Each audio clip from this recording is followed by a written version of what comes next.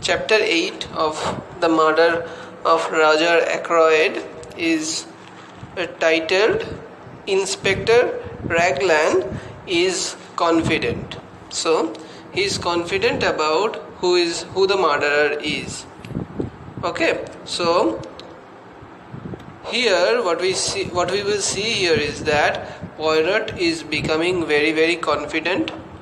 Polot is becoming very confident about the phone call that has happened.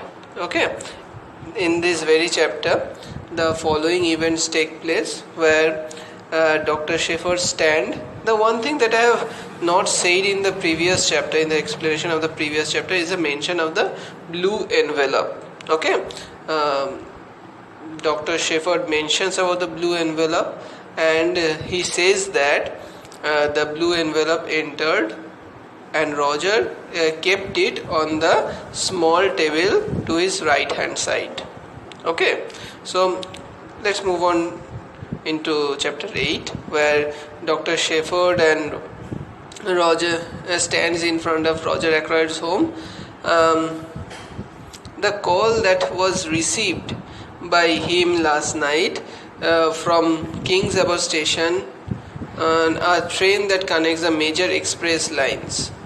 Okay, so as I have said in the very last section of chapter 7, it says that train leaves for Liverpool. Okay, so as it is a main station, as it is a connecting station to a main station, so thousands of people pass through that line. So it would be very problematic, it would be very difficult for understanding or finding out who has actually called at that time, because that was also the time before the invention of the CCTV, right? So Colonel Melrose wonders why would anyone call Shefford? Why would anyone call Shefford and inform him about anything? So Polot says that when we come to know that, we shall know everything. Clear?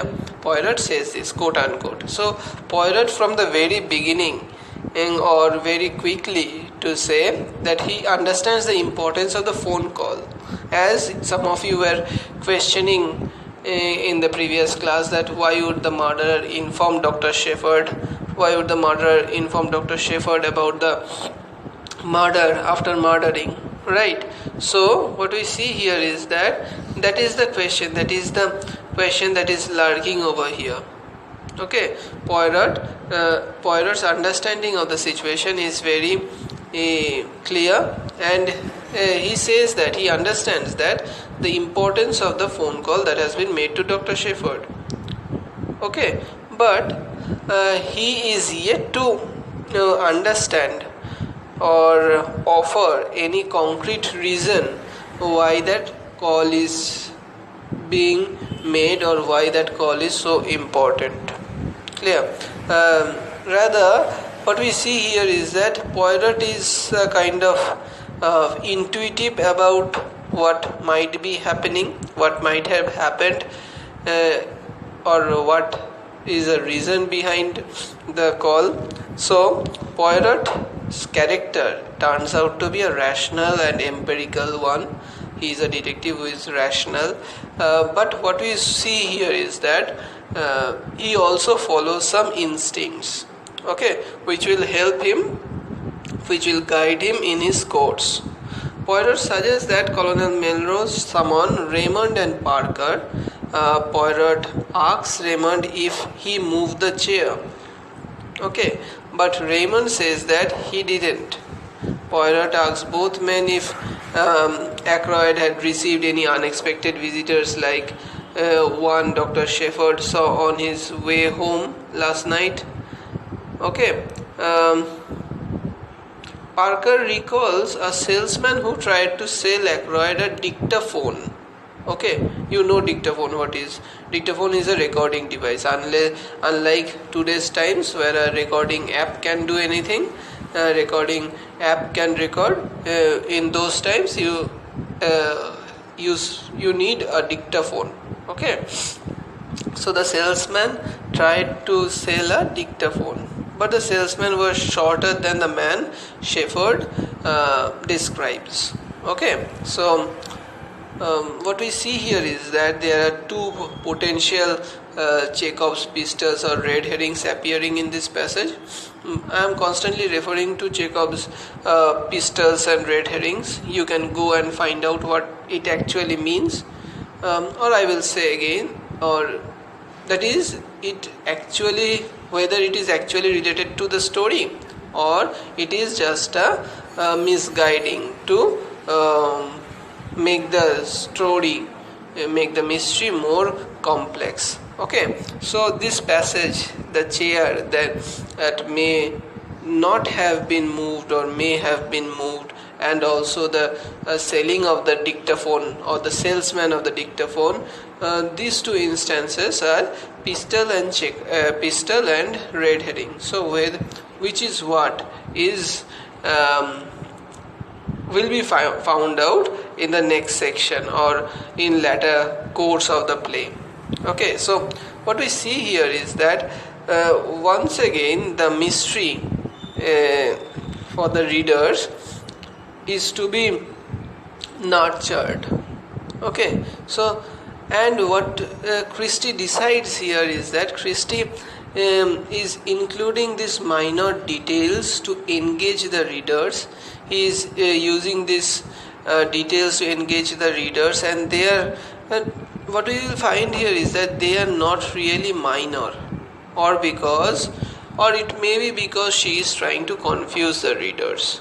Okay, so as if the readers will be preoccupied with all the thoughts, all the information that is going on, whereas the actual thing will subtly pass on, clear, without the notice of the people.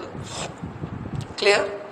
Just then a man named Mr. Hammond, who is a family solicitor, a kind of a lawyer, what you can say, arrives and speaks with Raymond about Roger's Ackroyd's affairs. Okay, Raymond nods and leaves, whereas Poirot notes that he had the air efficient, that one. Okay, so Poirot asks Colonel Melrose some questions about Raymond. He learns that Raymond has been with Ackroyd for 2 years and plays tennis.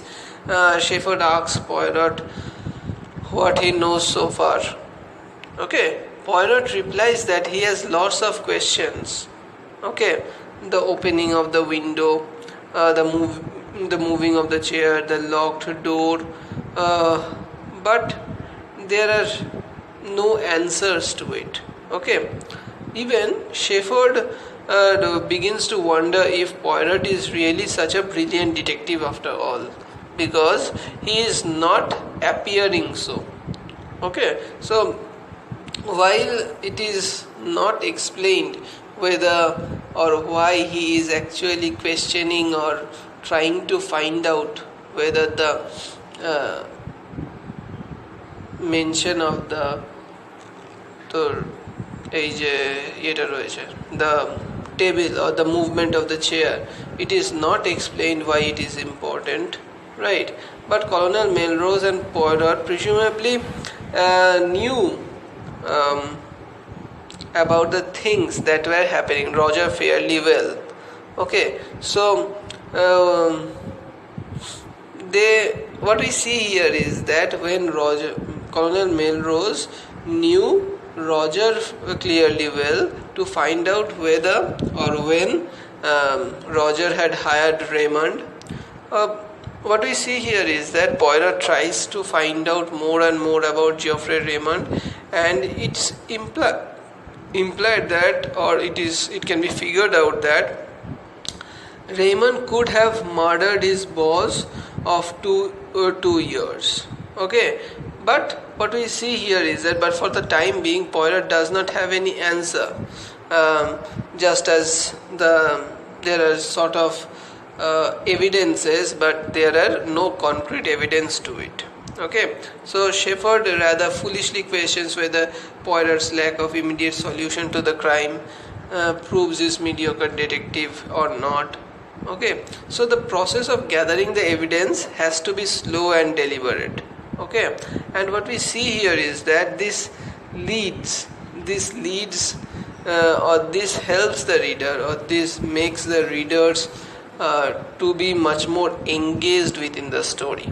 Okay, through the slow process that one deals with. Clear? Poirot asks one more thing, that to be sure, before he leaves, to see the silver table in the drawing room. Poirot examines the table for himself. Suddenly Inspector Ranglan enters, saying that this won't be much of a case, just a nice enough young fellow gone wrong. Okay, so in the very moment, as the title of this chapter suggests, that Mr. Ranglan, that is the inspector, is quite sure about something, and Ranglan enters. What we see here is that Ranglan enters and informs that this won't be a very difficult case, because there is something which has come to his notice, and that would make the case very easy. Clear? Poirot responds that he always listens to little grey cells of the brain. Okay, so he is kind of teasing these people, this inspector, who is taking this story, who is taking this case to be very simple one. Okay, so the key to the case for Poirot insists that he focuses on psychology. But when we see about Ranglan, he believes in the importance of the method that deals with it. Ackroyd was seen alive in 9:45, and at 10:30 his body was discovered to be about half an hour deceased. That leaves 15 minutes in which the crime must have occurred. So, as we were talking about the last time one was seen present, or one was seen alive, what we see here is that the 9:45 turns out to be the time when this murdered person, Roger, was found to be alive, or seen to be alive. Okay, so, and at 10:30 he was discovered to be dead. So, and it also says that he might have been dead for 30 minutes. So it gives somewhat 15 minutes for the murderer to take the chances, take the steps to murder him. So what we see here is that Inspector Ranglan is quite of a methodical person. He believes and already has made up his mind that Ralph Patton is the murderer, because he says, quote unquote, nice young fellow who has gone wrong. Okay, nice young fellow who has gone wrong. So he is actually referring to Ralph Patton because of the footprint or the shoe print that is matching with the boot, matching with the shoe of Ralph Patton. Okay, so Ranglan stresses the importance of the method, that is a rigorous schedule of gathering evidence and finding all the evidences to support the other, and ultimately reaching the conclusion.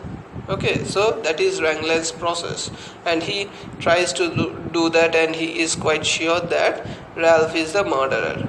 Whereas Poirot prefers a more slow process. Okay, a slow process of detection.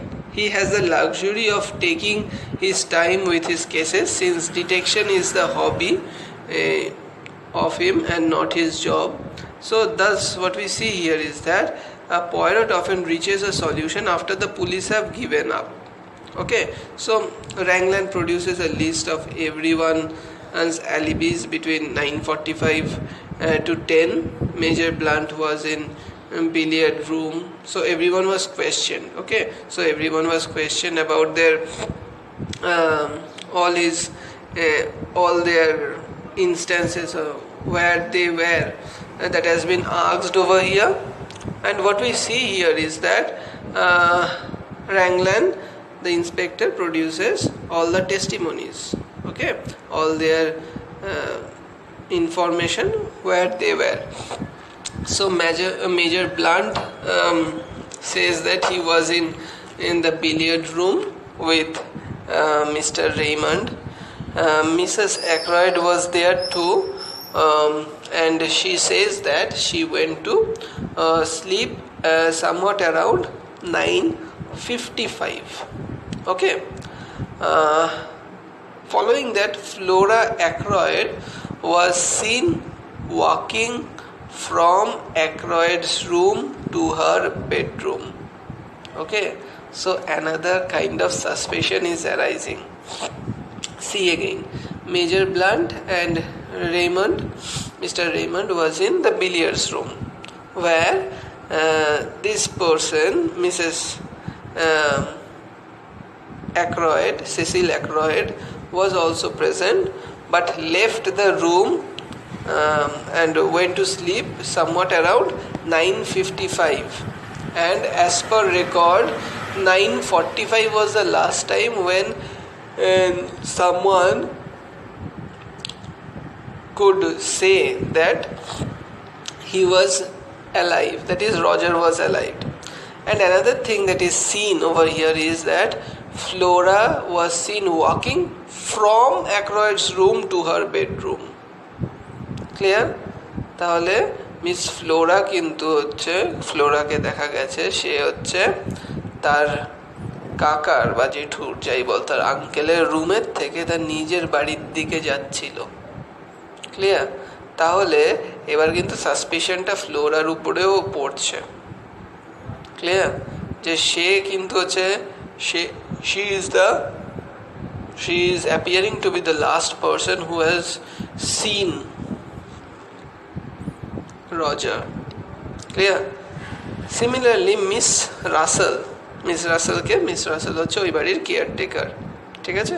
Miss Russell was upstairs after 9:45. Clear? And Parker, that is the butler, went to the pantry with Miss Russell. Not with Miss Russell, as per I remember. Not with Miss Russell. He went to the pantry after that, and Miss Russell saw him there. Okay, so এটা হচ্ছে কি করে? Everyone is being questioned one by one in this chapter. Everyone is being questioned, and the information is being taken out from them. Clear? So this list is being presented by Ranglan, and Poirot is now examining Ranglan's list and says, I am quite sure that Parker did not do the murder. Okay, so Poirot says that he is quite sure that he did not do the murder. Okay, who? This butler. Okay, Parker did not do the murder. So Ranglan also tells Poirot that he has spoken to the people at the three boards, who confirms that Ralph walked towards Ackroyd's house around 9:25. Clear? So Ranglan is quite sure about his theory, his assumption, only because he has got the information about this whereabouts, where he has heard that Ralph was seen walking towards Ackroyd's house around 9:25. Okay, Ralph was seen walking there towards, but there a question remains. He knows his house, he is the stepson of this house, he has lived in this house, right? So why would he, if he is the stranger, who Dr. Shefford has seen, if he is the stranger, why would he ask the address of his own house, right? Is he the real stranger? Is he and the stranger the same person, or what may be the case, or the stranger is a different person? So this question has not yet been answered. Clear? So the testimonies show that, or the alibis show that, this the list of people who are present in the house, and Ranglan concludes that Ralph Patton is a prime suspect. He must have made the call to Dr. Shefford from the station, and he might have left. Okay. Polot asks Ralph, why would Ralph call Dr. Shefford? And Ranglan can only reply, murderers do funny things, quote unquote. Okay, so what we see here is that there is this continuous description from the perspective of Polot and from Ranglan. From Polot's perspective, there are concrete logical reasons to doubt whether Ralph is guilty or not. For example, why would if he is a murderer, why would he call Dr. Shefford and inform about the murder? Okay. Why would Dr. Shefford receive a phone call before the body was discovered? Okay. From Ranglan's perspective, however, Ralph is the most obvious criminal and the most convenient suspect. He has already made up his mind through the instances that he know. For example, the shoe print. Following that, some of them has informed him that Ralph was seen walking towards his own house, right? He also focuses that Ralph is the most obvious suspect, or he is the murderer, because there was tension behind him. There might be tension behind him and Roger about the finances, right? And he dismisses any piece of evidence that conflict with his theory. Okay, any kind of instance that might be present against his theory is being completely dismissed. Okay, so from the reader's perspective, as we are always trying, as a readers, while reading a mystery novel, we are always trying to find out who the killer is, right? So from this perspective, readers would also obviously try to find out who the murderer is, right? So it's obvious that Ralph can't be the killer, because it's too easy and too obvious for a mystery novel. Okay, in real life it could have been possible, but where we are talking about a mystery novel and it is only 8 pages, 8 chapters up till now, and we have so many chapters left, so it might appear to the readers that it is too easy it is a too easy chance to find out that Ralph is the murderer. Okay, so what we find here is that Ranglan is constantly trying to convince Polot by comparing Ralph's shoes with the windowsill shoe prints that I have said here, that they are identical.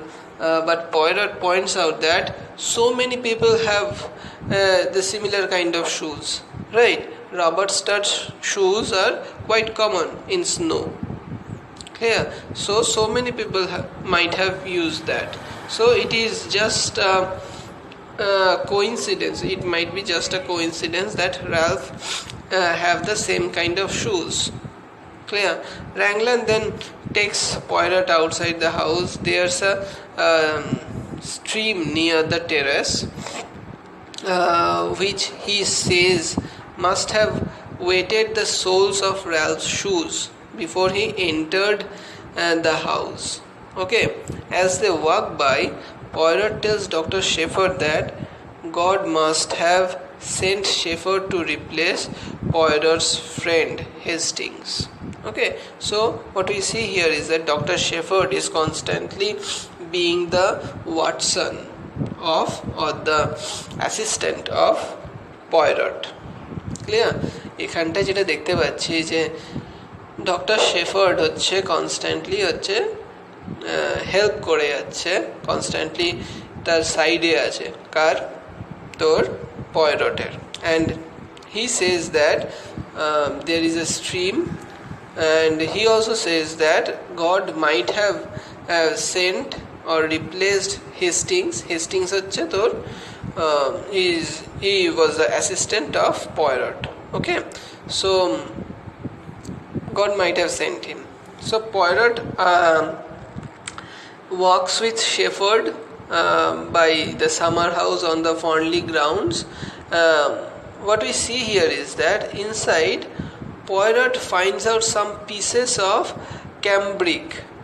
Okay, so cambric is a kind of fabric, okay, or cloth, which is perhaps a piece cut out or piece left from the handkerchief. Okay, and he also finds a small quill. What is a quill? Quill is a pen made out of feathers. Okay, so he also finds that. Clear? So what we see here is that he is constantly being supported, or rather is constantly being assisted by Dr. Shefford. And what we find here is that there is this tendency, there is this constantly moving forward in finding out what might have happened, what have happened in this. So they move towards the small river, or small, what you say here is that this summer house that is present over here, or to find out any kind of evidence which might be present over there. Okay, there is a stream near it, and Paul Ranglan has said that it might be that stream that has wetted the shoes of Ralph. Okay, so when he goes to the summer house, when Poirot goes with Shefford to the summer house at the family grounds, he finds a starched piece of cambric, that is a fabric, and he also finds a quill, to which Dr. Shefford shouts. Dr. Shefford's confusion arises, and I think Poirot shouts, I think. Okay, a good laundry does not starch a handkerchief, he says that. So what we say here is that as Poirot and Dr. Shefford are proceeding with their case, and what we see here is that they are quite clearly becoming friends, they are quite clearly becoming acquaintances. So the readers get a feeling that Dr. Shefford is not the murderer, as some of you might have supposed, some of you might have guessed or thought that the narrator cannot be a murderer, right? Actually this story is being narrated. Actually here I am narrating you the story. Actually I am telling you the story. But when you read the story, you will see that it is being narrated by the Dr. Shefford, right? So what we see here is that what we see here is that here Dr. Shefford is trying to be, or Dr. Shefford is not trying, but is actually becoming friends with Poirot, and both are becoming friends with Poirot. Okay, so what we see here is that this kind of friendship is actually questionable. Okay, so as I have already told you that whether the narrator is reliable or not, because your question will obviously come on the reliability of the narrator, unreliability of the narrator, because you will understand in the last chapter who the murderer is, and the question will clearly arise, because there is always a psychological tradition where the culprit always tries to be in your side, or the detective side, or the police side, in order to direct them in the wrong path. ঠিক আছে? What they actually do, they actually try to be friends with the investigator, they try to be friends with the person who are actually trying to investigate or find out the situation. They are actually not there to help the cause. Okay, they are not actually there to help the cause, but actually trying to dissuade them from the right path. Whether that is happening in this case is to be found out in the next section of the story. But as some of you might know who the murderer is, okay, not by bribe, but by, in real cases by bribe, but in this mystery novel, not by bribe. Okay, so what we see here is that Dr. Shefford is becoming friends with him, with Poirot, and Poirot appears to trust Dr. Shefford. Okay, which is why he compares Dr. Shefford with his assistant, Captain Hastings. Okay, his usual sidekick or assistant in other Christie stories. So this scrap of cambric is a useful piece of evidence for Poirot, since it probably belonged to the member of the working class. Such, it might be the maid, it might be of the maid, someone who would not have been able to take their clothes to forced laundry. So what we see here is that this story is actually trying to unveil the existence, unveiling the things that are happening. Okay, so what we see here is that this unveiling of the story is happening in a slow pace, right?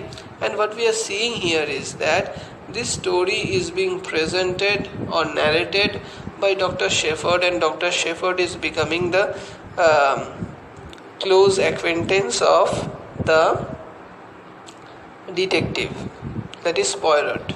So the readers might get the idea, the readers might get the feeling that this is the reason. Readers might get the feeling that it might be the case, or it might be the instance where we get to know that this person is not the murderer.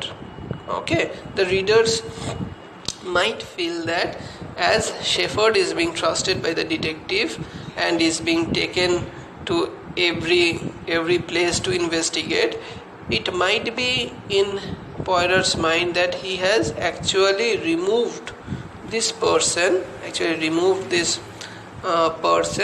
from the list of suspects. Okay, so whether actually he has done that is a question, always remains, but readers might feel that as he is trusting Dr. Shefford, as Polot is trusting Dr. Shefford, so when you will read the story, you will get to know or get the feel that Dr. Shefford can be trusted. Okay, but the problem is when trust breaks, it gives the greatest shock of your life if the trust breaks, right? So whether it breaks or not, we'll see in the next classes. Okay, so I will end it here.